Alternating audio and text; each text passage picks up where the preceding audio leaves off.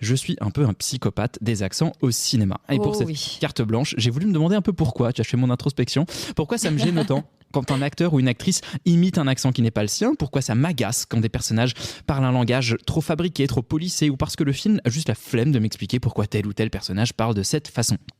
Si je suis aussi sensible à la question des accents en général, c'est peut-être parce que mes deux parents ont un accent assez prononcé et très caractéristique de leur pays d'origine, et qu'on le veuille ou non, c'est quand même la première chose qu'on remarque chez quelqu'un quand il se met à parler. Un accent, ça raconte une histoire, ça raconte un lieu, ça raconte un parcours, ça raconte une identité, c'est un élément de distinction sociale en fonction du lieu où on se trouve et à qui on parle. En fait, un accent, ça raconte les gens. Voilà, merci la banalité. Et par extension, au cinéma, ça raconte un personnage. Et l'accent d'un acteur ou d'une actrice, ou au contraire son absence d'accent, sa caricature d'accent, bref, on va toujours projeter des choses sur la manière que quelqu'un a de parler. Inconsciemment, on va se faire un petit bout d'histoire dans notre tête sur ce que ça raconte. Et je crois qu'en fait, ça m'énerve vraiment quand les films n'en ont absolument rien à foutre. Et alors, il y a évidemment aussi le cas des accents forcés, ceux que les Américains adorent, par exemple, pour montrer qu'un film ne se passe pas chez eux. Globalement, tout ce qui se passe en Europe, entre l'Angleterre et l'Autriche, accent anglais, tout ce qui est à l'est de ça, accent slave, et tout ce qui est au sud de ça, accent raciste.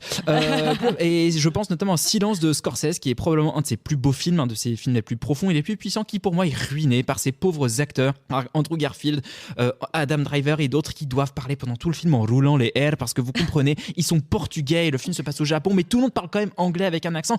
Merde, laissez-les parler normalement, personne n'aura un problème à s'identifier à eux s'ils parlent avec leur accent naturel ou normal. On sait comment ils parlent, ça fait partir de leur aura, il n'y a aucun besoin de forcer. Et évidemment, il y a des cas où c'est très réussi. Calmez-vous, les acteurs ont bossé, on ne se rend même pas compte quand Meryl Streep est capable de nous faire croire dans La Route de Madison qu'elle est en effet née dans un tout petit village sicilien, tellement qu'elle place tellement bien ses intonations au bon moment, les bonnes inflexions quand il faut, mais tout le monde n'est pas Meryl Streep. Et c'est pour ça que je suis heureux quand je vois aussi des films dans les films de Sean Baker, par exemple, je vois des gens qui parlent comme ils sont censés parler, parce que leurs accents racontent aussi qui ils sont. Ou chez De Palma avec ses acteurs new-yorkais au phrasé qui est si particulier. Et d'un coup, je suis beaucoup plus immergé dans le film qu'avec un certain comédien de l'acteur studio qui ont pris des cours de diction privés avec des coachs pour finalement parler avec une patate dans la bouche, ou des acteurs qui parlent finalement tous la même langue, gommant toutes les aspérités que celle-ci peut avoir. Mais avec la mondialisation et donc par extension l'uniformisation des contenus, on assiste aussi à un lissage de cette langue, et je trouve ça extrêmement dommage, parce qu'en assistant à ce lissage